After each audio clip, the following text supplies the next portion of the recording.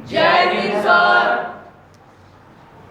जिन बच्चों इसमें आप लोग महामना शूट के यूट्यूब चैनल से जुड़े हुए हैं और इस चैनल में मैं आप सबका स्वागत करता हूं। आज हम लोग class 12 physics Hindi medium NCERT book के फर्स्ट चैप्टर वैद्युत आवेश तथा क्षेत्र यानी इलेक्ट्रिक चार्ज एंड फील्ड के लेक्चर 14 के साथ आज हम लोग उपस्थित हुए हैं।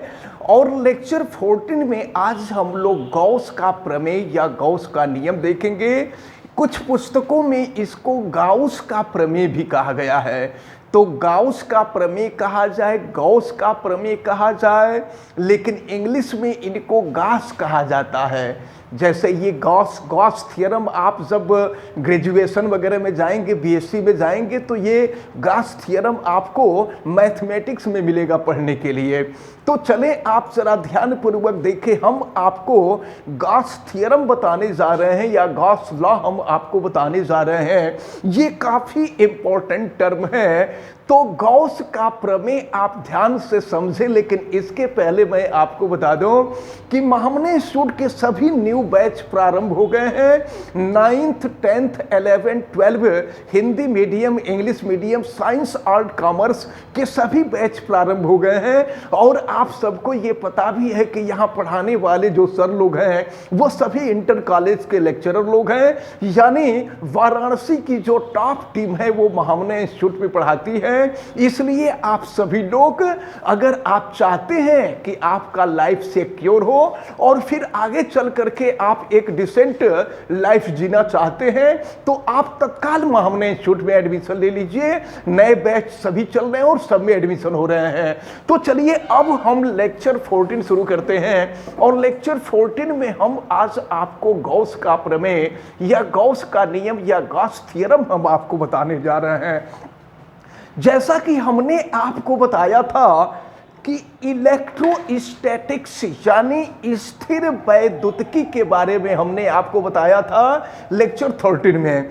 और स्थिर वैद्युतिकी के बारे में हमने आपको बताया था कि यह भौतिक विज्ञान की वह शाखा है जिसके अंतर्गत हम चारों तरफ फैले हुए एक समान वैद्युत क्षेत्र का अध्ययन करते हैं।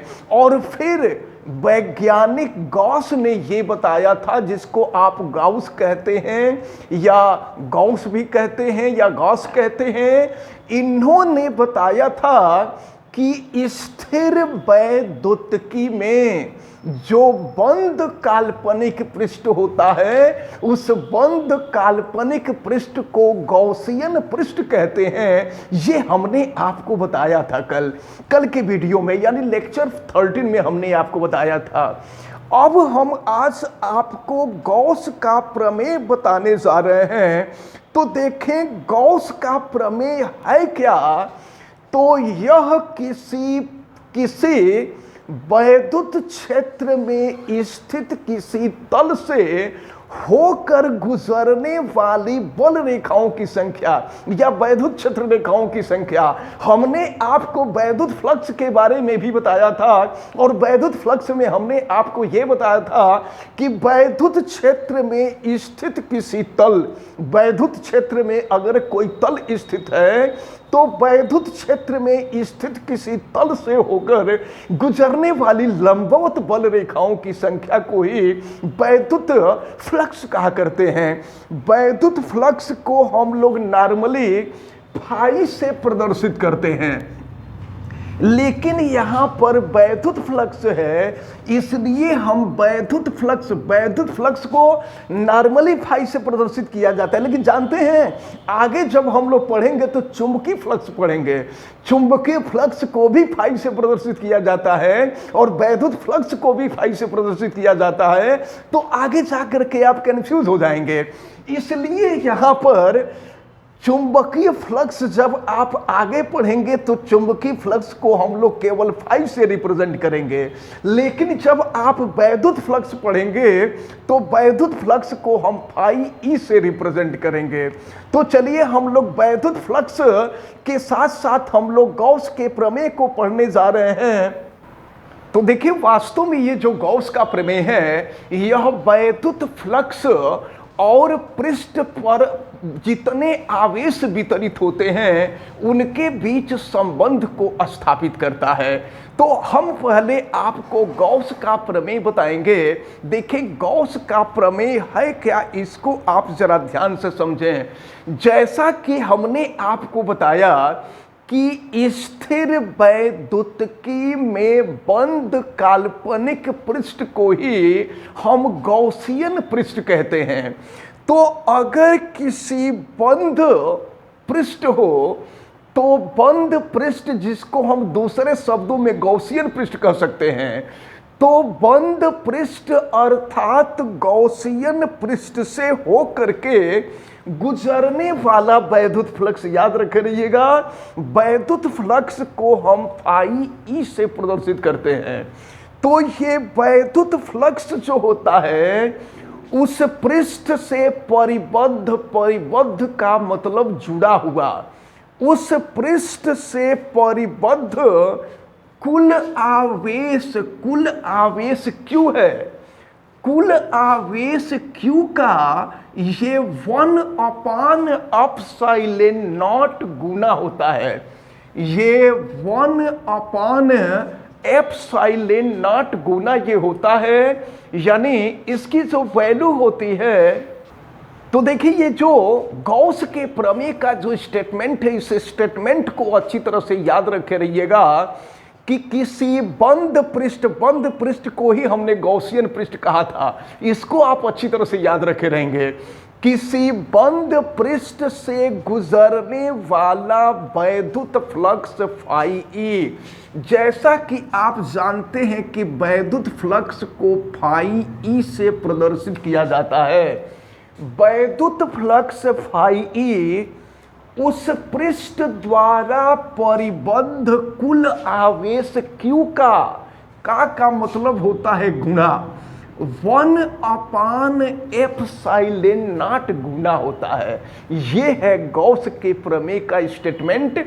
और अगर गॉस के प्रमेय को हम सूत्र रूप में लिखना चाहें तो phi E is equal to हो जाएगा Q/ε0। तो ये जो है यह वैद्युत flux phi E is equal to Q/ε0। तो अगर गॉस के प्रमेय का स्टेटमेंट पूछा जाएगा तो गॉस के प्रमेय का स्टेटमेंट केवल इतना लिखेंगे। और अगर गॉस के प्रमेय को सूत्र के रूप में लिखने के लिए कहेगा तो गॉस के प्रमेय को सूत्र के रूप में आप लिखेंगे phi E is equal to Q/ε0। याद रखे रहिएगा, ये कई बार क्वेश्चन बीच बीच में काट करके पूछता है। कई बार आपसे 2 नंबर में कह दिया है कि गॉस का प्रमेय लिखिए या गॉस का नियम लिखिए, और कई बार आपसे कह दिया है कि गॉस के नियम का सूत्र रूप लिखिए। तो केवल ये सूत्र रूप लिख देंगे तो आपको 2 नंबर या 1 नंबर का जितने का क्वेश्चन होगा उतना नंबर आपको मिल जाएगा। तो इसको आप सभी लोग याद रखे रहेंगे। अब हम आपको बताने जा रहे हैं कि गॉस के प्रमेय का हम लोग कैसे सत्यापन करेंगे। कोई भी प्रमेय होता है, कोई भी नियम होता है तो उसका सत्यापन करना आवश्यक होता है। सत्यापन का मतलब प्रूफ करना आवश्यक होता है।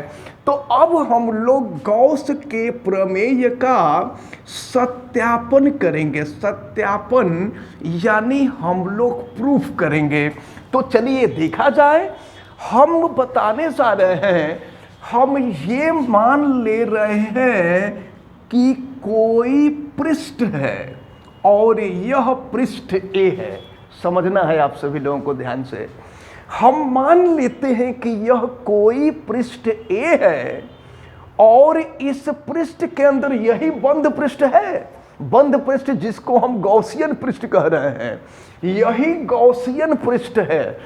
हमने कहा था कि स्थिर वैद्युतिकी में जो काल्पनिक जिस बंद पृष्ठ की कल्पना की जाती है वह बंद पृष्ठ ही गॉसियन पृष्ठ कहलाता है। यह गॉसियन पृष्ठ है। तो हम मान ले रहे हैं कि कोई गॉसियन पृष्ठ A है और इस पृष्ठ पर कोई एक बिंदु ओ है जहां प्लस क्यू कूलाम का आवेश रखा गया है। ध्यान दीजिएगा, डेरिवेशन में बता रहा हूं, इसका सत्यापन बता रहा हूं।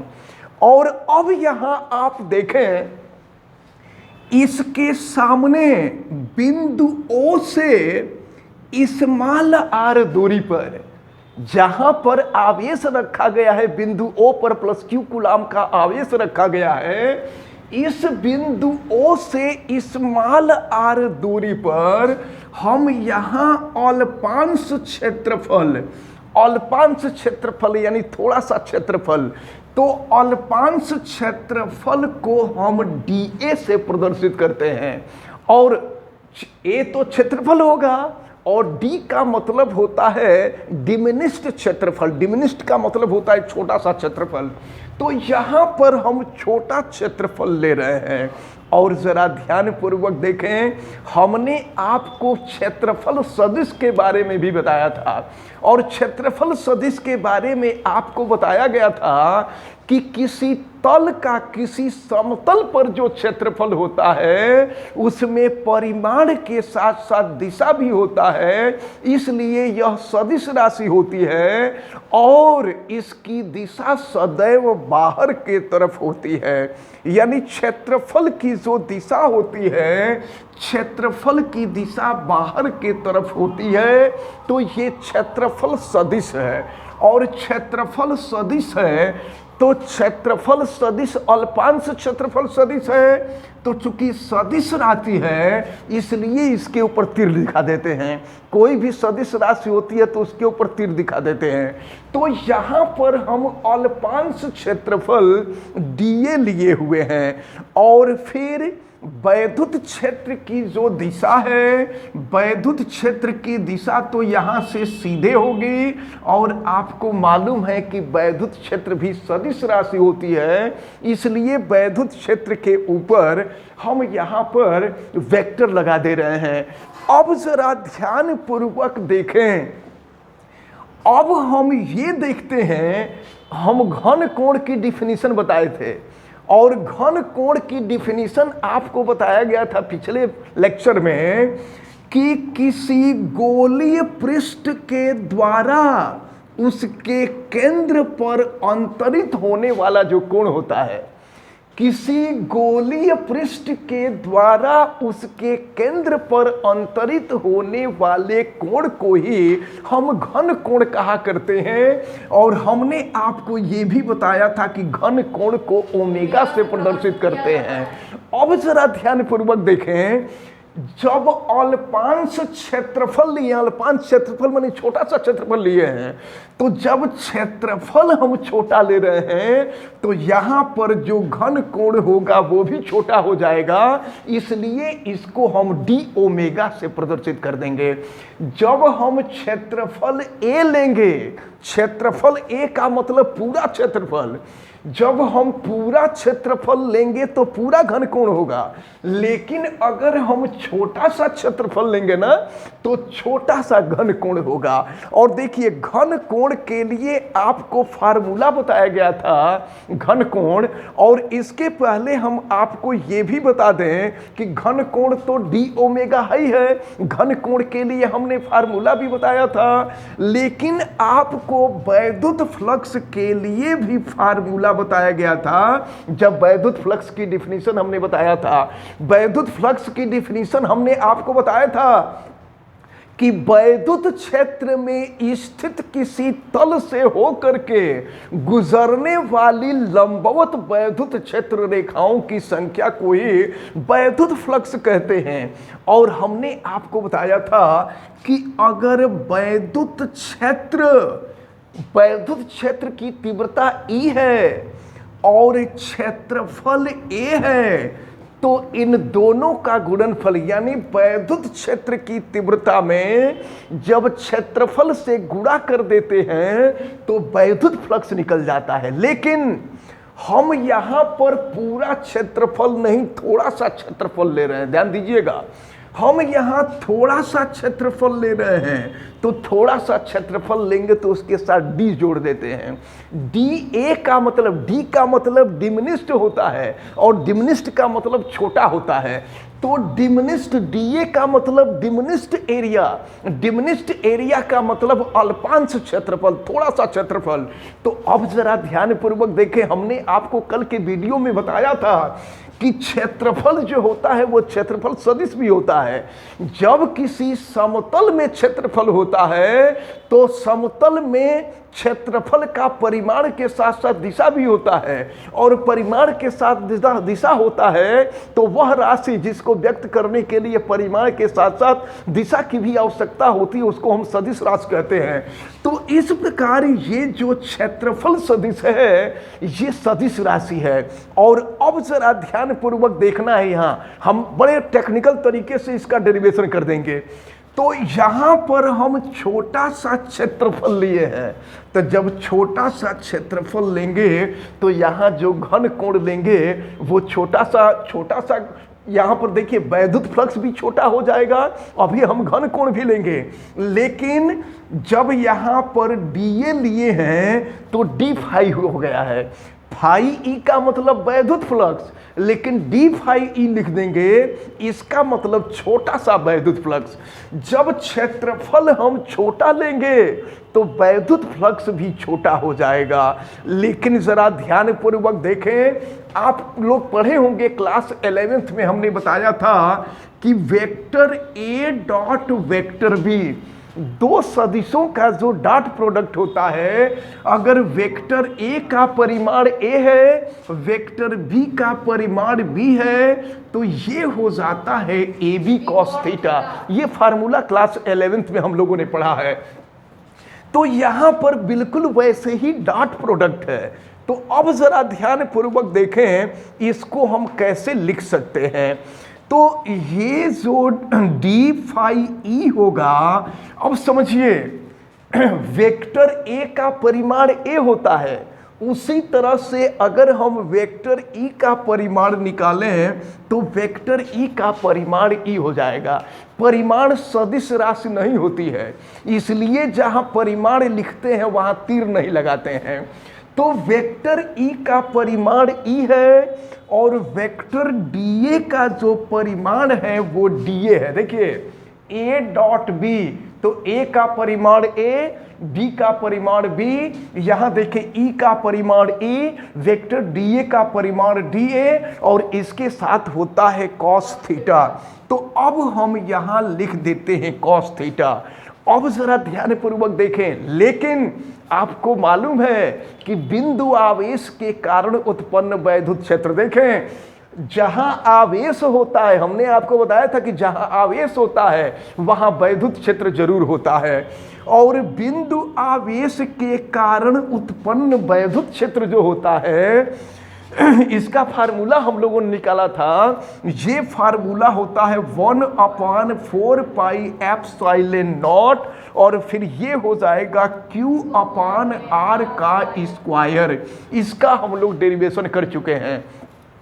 अब हम यहाँ पर E की वैल्यू रख देते हैं। तो देखें E की वैल्यू रखते हैं तो क्या मिलेगा, अब ये हो जाएगा आपका D phi E is equal to, यहाँ ई की वैल्यू रख दिया जाए, ये है 1/4 पाई एप्सिलॉन नॉट के, एप्सिलॉन नॉट, और यहाँ पर के जो है हम ये मान लेते हैं ना कि यहाँ पर जो माध्यम है वो वायु अथवा निर्वात है, और आपको मालूम है कि वायु अथवा निर्वात के लिए के की वैल्यू जो होती है वो 1 के इक्वल होती है।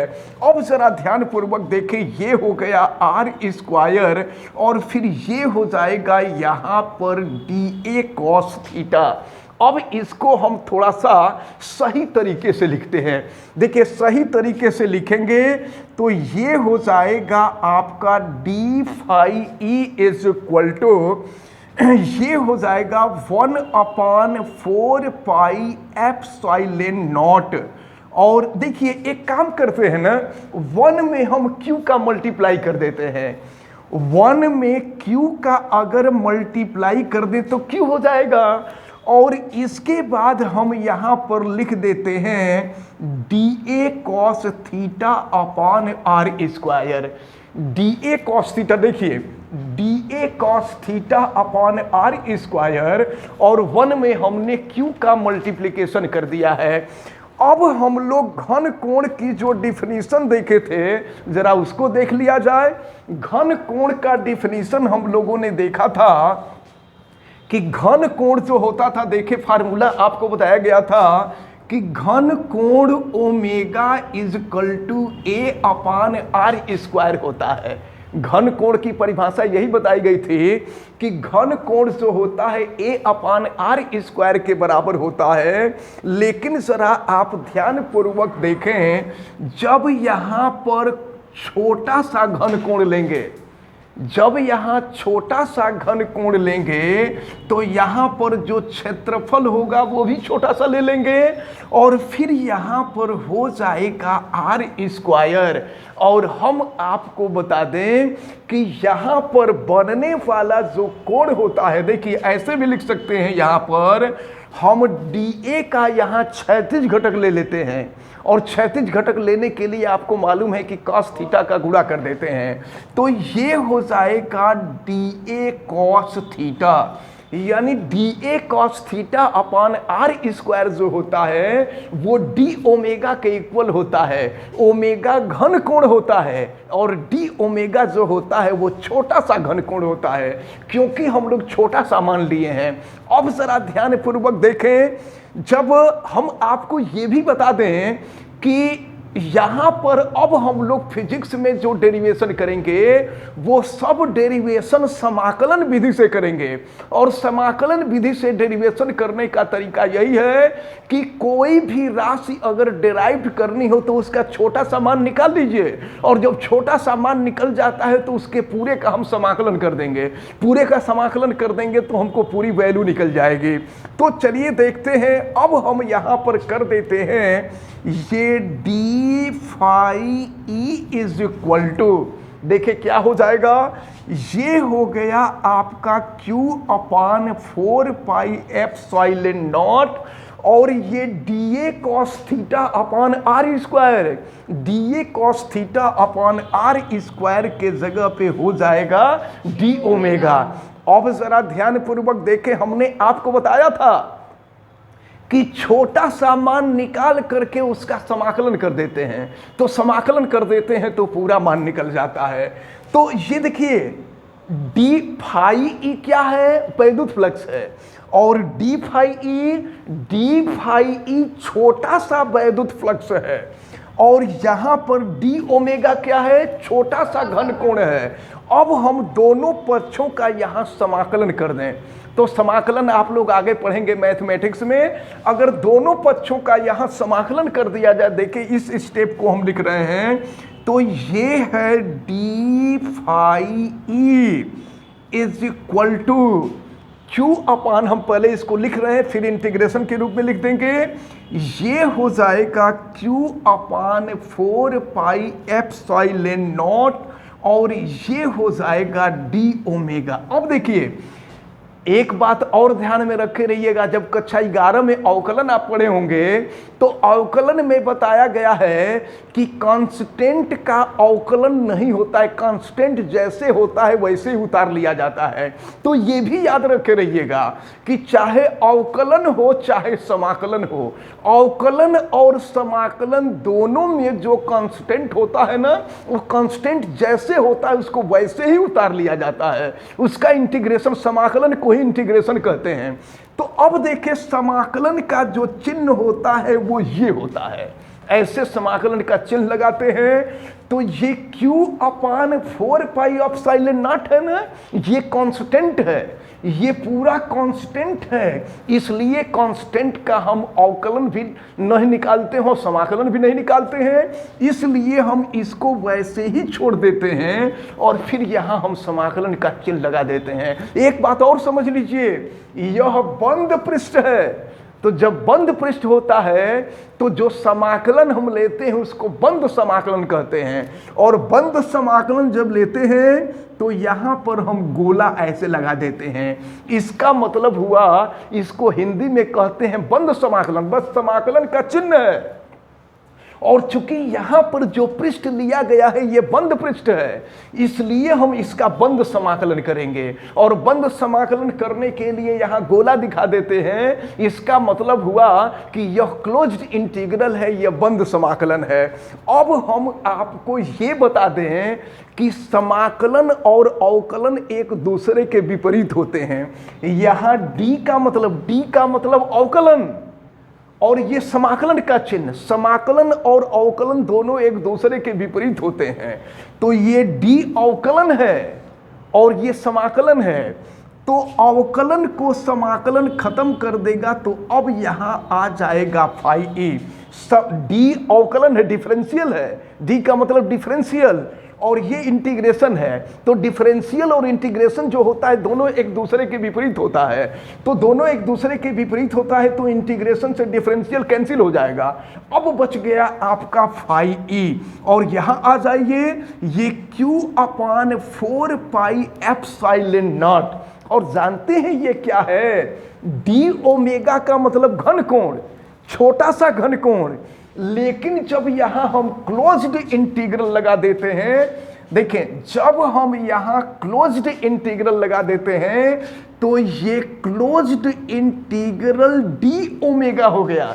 क्लोज्ड इंटीग्रल डी ओमेगा का मतलब छोटा सा घन कोण, लेकिन क्लोज्ड का मतलब हुआ ये जो पूरा पृष्ठ है, इस पूरे पृष्ठ के द्वारा केंद्र पर अंतरित होने वाला घन कोण। और हमने कल इसको निकाल के बताया था, कल के वीडियो में लेक्चर 13 में आप देखेंगे तो हमने आपको बताया था कि संपूर्ण गोलीय पृष्ठ के द्वारा उसके केंद्र पर अंतरित होने वाला जो घन कोण होता है वो 4 पाई स्टेरेडियन के बराबर होता है। इसको हमने बताया था, यह 4 पाई स्टेरेडियन, 4 पाई स्टेरेडियन। क्यों याद है आप लोगों को?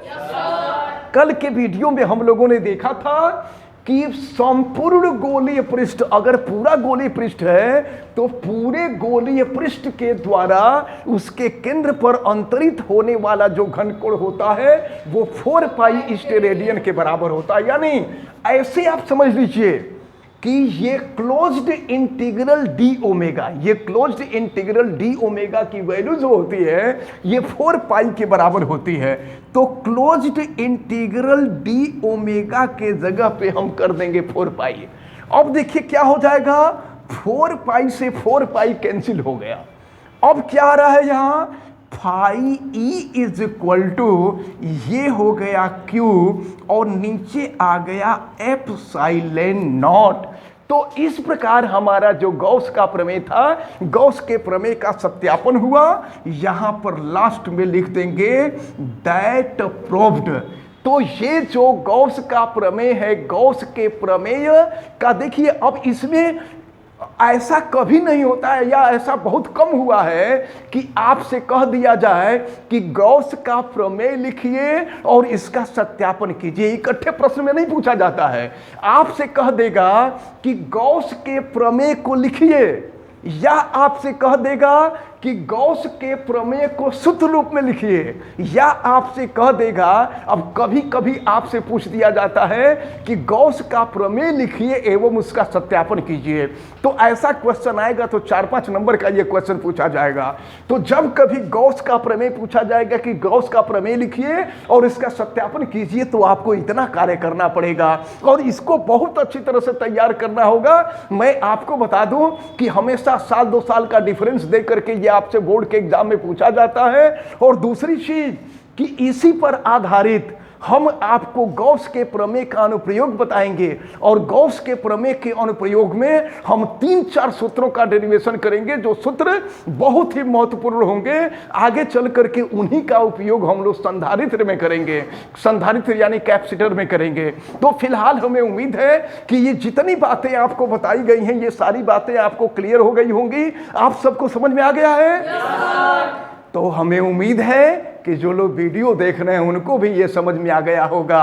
और आपको बढ़िया नंबर अगर चाहिए ना तो केवल यहाँ समझने से काम नहीं बनेगा, आपको बढ़िया नोट भी चाहिए। और जब बढ़िया नोट मिलेगा तब जाकर के बोर्ड के एग्जाम में बढ़िया लिखेंगे, और बोर्ड के एग्जाम में बढ़िया लिखेंगे तो जाकर के बोर्ड के एग्जाम में बढ़िया नंबर मिलेगा। इसके लिए आपको बढ़िया नोट अगर चाहिए तो तत्काल महामना इंस्टीट्यूट में आपका एडमिशन लेना पड़ेगा। और आपको मैं ये भी बता दूं कि सभी जितने भी एकेडमिक क्लास हैं, सभी एकेडमिक क्लास 9, 10, 11, 12 के चल रहे हैं। Science, art, commerce, Hindi medium, English medium के सभी क्लासेस चल रहे हैं। इसलिए आप सभी लोग तत्काल यहां एडमिशन ले लीजिए और अपने फ्यूचर को बिल्कुल डिसेंट बनावें। और वीडियो देखने वाले लोग वीडियो को लाइक जरूर कर दें। अगर आप चैनल पे नए हैं तो चैनल को सब्सक्राइब भी कर लीजिए, बेल आइकन को भी प्रेस करें। और अगर किसी प्रकार की कोई दिक्कत समझ में आती है तो आप हमें कमेंट करके बताइए भी। आप सभी लोगों का बहुत बहुत धन्यवाद। जय Hind. Thank you, sir. You're most welcome.